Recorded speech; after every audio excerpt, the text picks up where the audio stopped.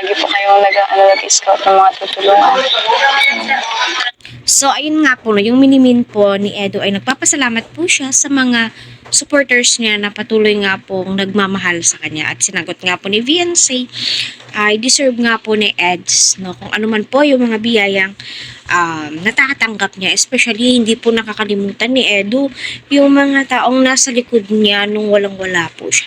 Especially, nagpasalamat po siya kay Kuya Val Santos Matubang at kay Kalingap Rab, sa mga biyayang natatamasa po niya dahil po yan sa Team Kalingap. At kita naman po talaga natin na itong si Edo, no, simula noon hanggang ngayon, hindi nga po nagbabago, napaka-loyal sa Kalingap, napakabait, kaya umaapaw po ang biyaya, no, para sa kanya. Pasensya na po, wait. Pero syempre, papasalamat pa rin ako kasi daming nagmamahal sa akin, ng mga fans, at syempre ang team, sila Kuya Bal at sila Ram. Yung isa lang nawawala eh. Natawa ako dito.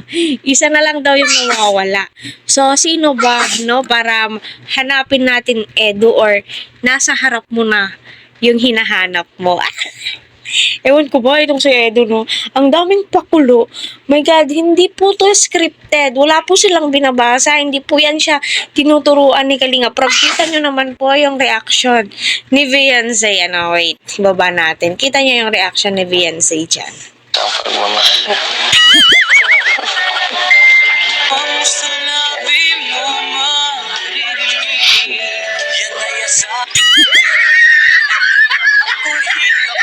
Ano? Hinahanap din ni Viancy nung sinabing, isa na lang yung nawawala. Yan. So, nagtingin din si Viancy kung may tao pa ba sa likod eh.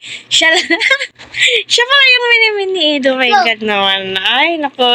Ewan ko sa'yo, Viancy. Tinatawanan ka tuloy ni Edo, So, napaka-cute po nila. Bagay na bagay po talaga yung so, ayun po, pasensya na po naputol.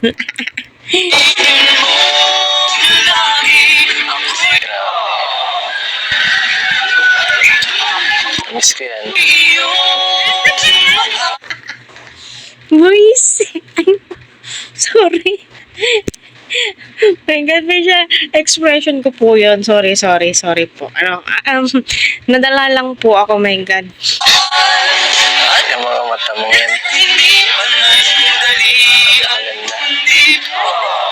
Nangungusap sa Aywan ko sa'yo, ito napakadami mong hugot sa life. My God, kinilig ako. Diyos ko, yung mga banat ni Edo, para bang baka ilang araw may magsabi naman na nako, wag na. Sana tuloy-tuloy na tong tandem po nila. My God, yung kilig ko, pati yung anak ko sa loob ng aking tummy. Ay, gumagalaw. My God, Diyos ko, Edo, ewan ko na lang sa'yo. No? So, tawang-tawa si Viancy. Yan, kinikilig.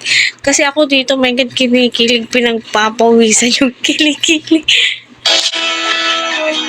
parang kinikiliti ako eh. Ay, Maganda rin naman po ang mata niyo. sige nga. Pati mas malabo mata ko eh. My God, ewan ko sa'yo, Eds.